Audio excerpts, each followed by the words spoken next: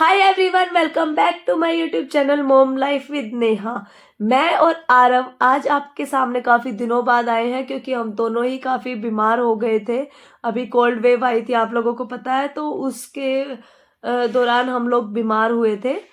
तो अभी हम थोड़ा सा ठीक है, इसीलिए मैं आपके सामने ये वीडियो लेके आई हूँ। और सबसे इम्पोर्टेंट बात यह है कि मेरे पास कुछ कमेंट्स आए थे, तो मैंने उसके ही बिहाफ पे ये वीडियो बनाई है उन मदर्स का स्ट्रेस दूर करने के लिए। अगर आप भी एक न्यू मॉम हो या आपके आसपास कोई न्यू मॉम है जिसका जो बेबी है वो प्री मैच्योर है, तो आप उसको वीडियो को ज़रूर शेयर करो। और वीडियो काफ़ी हेल्पफुल होने वाली है, तो वीडियो को एंड तक ज़रूर देखना। ये वीडियो है कि जो प्री मैच्योर बेबीज है वो फर्स्ट टाइम जब हम घर लेके आते हैं तो काफी ज्यादा जो डॉक्टर्स है वो हमें इंस्ट्रक्ट करते हैं, और हम लोग लेकिन डर जाते हैं उनके इंस्ट्रक्शंस सुन के कि मेरे बेबी का वेट कैसे बढ़ेगा, मैं कैसे ध्यान रखूंगी, लोग अगर बेबी को लेंगे तो मैं उनको कैसे बोलूंगी कि सैनिटाइजर यूज करो या ये वो, मतलब काफी चीजें होती है कि भाई हम लोग नहीं बोल पाते। हमारे आसपास जो रिलेटिव्स होता है, छोटा बेबी होता है, सबको अच्छा लगता है, तो ऐसा कुछ नहीं है कि भाई किसी को मत दो, ये मत दो। बट जो प्री मैच्योर बेबी है वो 1 मंथ तक हमें काफी सेफ्टी रखनी होती है, तो बहुत ही लिमिटेशन के साथ ही आपको बेबी को किसी को देना चाहिए होल्ड करने के लिए। या अगर कोई होल्ड कर भी रहा है तो वेट, तो आप सैनिटाइजर आप उसको दो, सैनिटाइजर वो यूज करेगा, सैनिटाइजर यूज करके आप इजीली उसको दे सकते हो। काफी सेफ्टी के साथ आपको बेबी को देना है किसी को भी। और अभी मैं आपको बताऊंगी कि आपको क्या क्या ध्यान रखना पड़ता है। सबसे पहले आपको ये ध्यान रखना है कि आपके जो स्लीप एरिया है, बेड है या आप चारपाई पे सोते हो, तो जहाँ भी आप सोते हो अपने कंफर्ट के अकॉर्डिंग आपको उसके पास में ही एक शेल्फ रखना है। 4 या 5 शेल्फ का सफिशेंट रहेगा, और ये सिर्फ 800 से 700, मतलब 700-800 के राउंड आ जाता है। इजीली आप बाय कर सकते हो उसको। अगर आपको लिंक चाहिए तो मैं लिंक भी आपको शेयर कर दूंगी। वो बहुत हेल्पफुल रहती है क्योंकि आप अपने साइड में ही, मतलब टेबल पे इतना सामान नहीं रख सकते। काफ़ी डिफ़िकल्टीज हो जाती है, मिक्सअप हो जाता है, कंफ्यूजन बनती है। लेकिन आप शेल्फ में अपनी प्रायोरिटी के अकॉर्डिंग वहाँ पे सामान रख सकते हो। सामान आपको पता है कि आपको क्या क्या चाहिए होता है, मैं इस वीडियो में बता भी दूंगी। सबसे पहले जब आप हॉस्पिटल से घर आते हो, तो हॉस्पिटल से घर आते हुए डॉक्टर आपको काफ़ी इंस्ट्रक्शंस देते हैं, तो उसके अकॉर्डिंग हम पहले ही डर जाते हैं। लेकिन हमें डरना बिल्कुल भी नहीं है।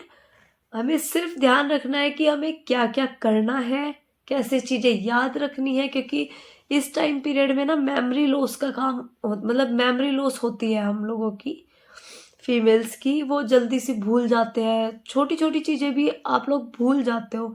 मेरे साथ तो बहुत हुआ था, लेकिन मैंने जो टिप्स फॉलो की ना उससे मेरे को काफ़ी ज़्यादा हेल्प मिली थी। उसमें ये था कि मैंने अपने फ़ोन में ही नोट्स बना लिए थे, कि मेरा जो भी ज़रूरी इम्पोर्टेंट काम होते थे मैं उसमें नोट्स बना के रखती थी और मैं उस पर टिक लगा देती थी। आपको मेडिसिन्स वगैरह भी टाइमली देनी होती है बच्चे को, नहलाना, और काफ़ी सारे मसाज करना। मैंने आपको एक वीडियो में बताया भी है कि बच्चे का वेट गेन कैसे करना होता है, तो उसी वीडियो के सपोर्ट में मैं ये वीडियो बना रही हूँ कि उसमें तो ऑलरेडी मैं बता चुकी हूँ क्या क्या रिक्वायरमेंट्स रहती है, क्या क्या ज़रूरी होता है। इसमें मैं आपको बता रही हूँ कि बच्चे को लेके आने के बाद आपको अपनी मेंटल हेल्थ को कैसे सिक्योर रखना है, क्योंकि अगर मदर सेफ है, मदर हेल्दी है, तो बच्चा तो ऑटोमेटिक। आपको सबसे पहले तो यही है कि आप नोट डाउन करो, चाहे आप पेपर पे भी नोट डाउन कर सकते हो, नोट बट फ़ोन में कर लो तो ज़्यादा बेस्ट रहता है। फ़ोन में आप सारी चीज़ें नोट डाउन करो कि आपको मसाज देनी है, इस टाइम पे ये मेडिसिन देनी है। हर एक मेडिसिन का आप देखो कि थोड़ा 5-10 मिनट के गैप में आपको देनी होती है, तो कौन सी दी कौन सी नहीं दी भूल जाता है, थोड़ा सा माइंड में ऐसा ही रहता है। तो आप उस पे नोट डाउन करके रखो कि मैंने ये वाली दे दी, उस पे टिक कर दो, ये दे दी, इस पे टिक कर दो। इस तरीके से आप जितना भी बच्चे का पूरे दिन का शेड्यूल है, उसको आप लिख के रखो या मतलब टाइप करके रखो अपने नोट्स में और टिक करते जाओ कि हाँ, मेरा ये काम आज का हो गया, ये हो गया, ये हो गया, ये हो गया। उसके बाद आपको ये भी ध्यान रखना है कि हस्बैंड्स के लिए ये चीज़ अपने हस्बैंड्स को भी शेयर करना, अ, क्योंकि ये वाला जो पॉइंट है वो हस्बैंड के लिए काफ़ी इम्पोर्टेंट है। इस टाइम पे ना गाँव का ऐसा कल्चर होता है कि हस्बैंड को वाइफ्स के पास नहीं जाने दिया जाता, बट ऐसा कुछ नहीं होता। हस्बैंड्स को इनफैक्ट इस टाइम पे ज़रूर जाना चाहिए, उनको काफ़ी सपोर्ट की ज़रूरत होती है। अभी की नई नई मोम बनी है, न्यू रिस्पॉन्सिबिलिटी है, रात को नहीं सो पाते हैं अच्छे से क्योंकि बच्चा रोता है, भूखा होता है, फीड कराना और एकदम रात को बार बार उठना, काफ़ी दिक्कतें तो आती है। तो इसमें सबसे इम्पोर्टेंट आपको और किसी के सपोर्ट की इतनी ज़्यादा हेल्प मतलब सॉरी इतनी ज़्यादा आपको रिक्वायरमेंट नहीं रहती जितनी आपको हस्बैंड की होती है। हस्बैंड चाहे कुछ करे चाहे ना करे, अगर वो है भी, आपको ये भी बोल रहा है कि आई एम विद यू, तो ये भी काफ़ी हेल्पफुल रहता है कि उसका साथ में होना। और 1 मंथ का टाइम पीरियड जो होता है ये ज़रूरी होता है और आपकी जो मेंटल हेल्थ है उसको ठीक करने के लिए, उसको थोड़ा-सा स्ट्रेस लेस करने के लिए हस्बैंड काफ़ी ज़्यादा इम्पोर्टेंट रोल अदा कर सकते हैं। मैंने फेस किया है इसीलिए मैं आपको ये चीज़ बता रही हूँ कि ऐसा नहीं करना है, आपको अपने हस्बैंड्स का सपोर्ट लेना और ये हस्बैंड्स के लिए कि आप अपनी वाइफ्स का इस टाइम पे सपोर्ट करो और उसको भी थोड़ा टाइम चाहिए रेस्ट करने का, नहीं कर पाती है भाई मदर्स रेस्ट, बच्चा सोता है तो उसके साथ नहीं सोया जाता है। हमें हमारी जो नींद होती है वो इस तरीके की नहीं होती कि हम कभी भी सो जाए, है ना? तो अ, अगर आपको और भी कुछ इम्पोर्टेंट चीज़ें पता करनी है या पूछना है तो आप कमेंट कर सकते हो।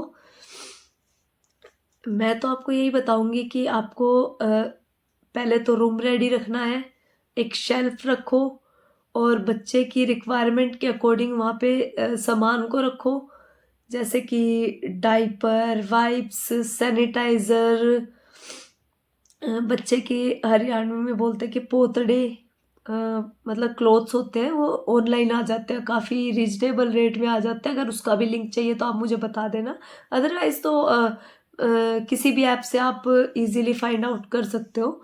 जो मैंने खरीदे थे मैं आपको उसका लिंक दे सकती हूँ अगर आपको चाहिए हो तो।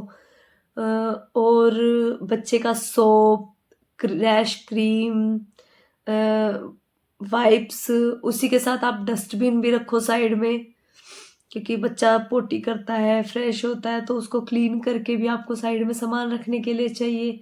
सामान या मतलब डस्टबिन चाहिए, उसमें आप डायपर या जो वेट वाइप्स है उनको डाल सकते हो, तो वो भी ज़रूरी है। और ऐसे ही और भी हो सकता है रिक्वायरमेंट्स, आपके रिक्वायरमेंट्स के अकॉर्डिंग आप वहाँ रख सकते हो। ब्रेस्ट पंप है और प्री मैच्योर बेबी को ना ब्रेस्ट पंप से दूध पिलाओ, मतलब ब्रेस्ट पंप से निकाल के आप दूध पिलाओ अगर वो फीड नहीं कर पा रहा है तो वो काफ़ी हेल्पफुल रहता है। धीरे धीरे उसको सिखाओ कि वो अच्छे से फीड करने लगे। आपको लगता है उसमें 15 से 20 मिनट 20 दिन लगते हैं कि बच्चा इजीली ब्रेस्ट फीड कर पाए। तो आप ऐसा कर सकते हो कि थोड़े टाइम आपने ब्रेस्ट फीड कराया है, उसके बाद आप ब्रेस्ट पंप से दूध निकाल के और आप कटोरी चम्मच से पिला दो। बोतल से अगर आप नहीं पिलाना चाहते तो कटोरी चम्मच से बच्चा इजीली पी लेता है, कोई इशू नहीं होता है। और टाइम टू टाइम उसको बर्फ दो।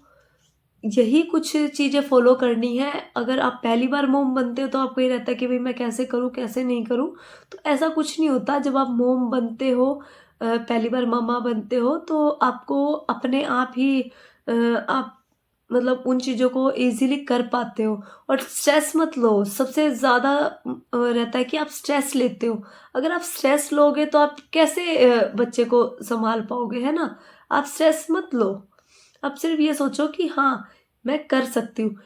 और हाँ, जितनी भी मदर इन लॉज देख रही हैं या अ, जो अभी नई सास बनी, मतलब सॉरी दादी बनी है, तो जितनी भी दादियाँ हैं उनका ये रहता है कि भाई अगर बच्चा गर्मी में हुआ है तो आप कपड़े को बांध के रखो सर पे, जुराब पहनो, वो रखो। नहीं करना भाई ये सब।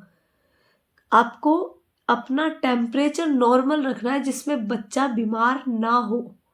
आपको ऐसे टेम्परेचर में रहना, आपको ये नहीं है कि आपको पसीना है। अगर आपको स्वेप्ट आ रहा है, आपको पसीना आ रहा है, तो वो तो दिक्कत की बात है, आपको भी परेशान कर देगा। मैंने खुद ये फेस किया है कि आपके घर में जो बाकी के लोग होते हैं वो बार बार कहेंगे सर ढको, प्रेत का ये वो, ऐसे साया हो जाएगा, ये हो जाएगा, वो हो जाएगा। ऐसा नहीं होता है भाई।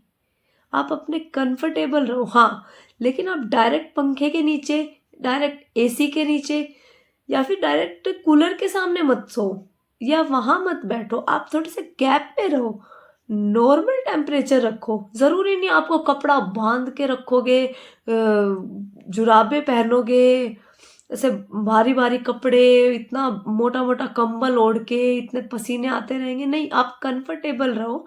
ये मेरा खुद का एक्सपीरियंस मैं बता रही हूँ। मेरे को तो बहुत दिक्कतें हुई थी भाई, आसपास बार बार वो सुन रहे हो। पहले आपको ऐसे स्ट्रेस है कि बच्चे का वेट इंक्रीज करना, बच्चे को अच्छे से रखना है, और दूसरा आपके पास ये स्ट्रेस है कि आपको ये बोला जाए बांधो, कपड़ा बांधो सर पे, जुराब पहनो, ये करो, वो करो। ये चीजें मत करो भाई। आप समझाओ, आप जो चीज जरूरी है आप अपने डॉक्टर से कंसल्ट कर सकते हो इस बारे में। जो आपका डॉक्टर बोलता है आप उन चीजों को फॉलो करो। सर्दी है तो सर्दी में आपको ये चीजें फॉलो करनी चाहिए क्योंकि ठंड है ऑलरेडी, है ना? और ठंड में तो आपको वैसे भी बच्चे का काफी ज्यादा ध्यान रखना होता है। मैंने बहुत अच्छे से ध्यान रखा था, लेकिन उसके बाद भी कोल्ड वेव के कारण मेरा बच्चा बीमार हो गया था। बट उस बीमारी से भी मैंने अपनी फैमिली के सपोर्ट से उसको वैसा ध्यान तो ज़्यादा मदर को ही रखना पड़ता है, बट मैंने उससे सेफली उसको बाहर निकाल लिया था, है ना?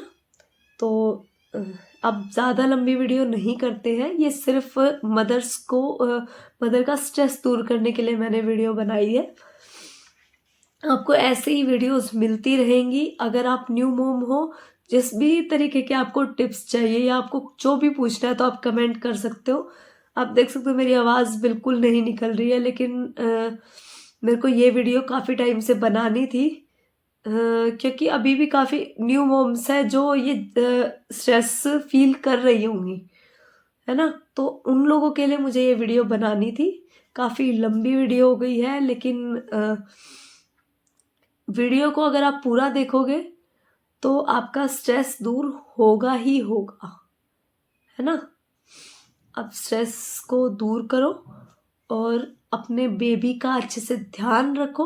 उसी से आपका बेबी अच्छे से वेट गेन करेगा और बेबी हेल्दी होगा, और जल्दी ही वो आपके साथ, मतलब आई एम सॉरी, वो आपके साथ खेलेगा भी और आपके साथ बात भी करेगा, सब कुछ करेगा।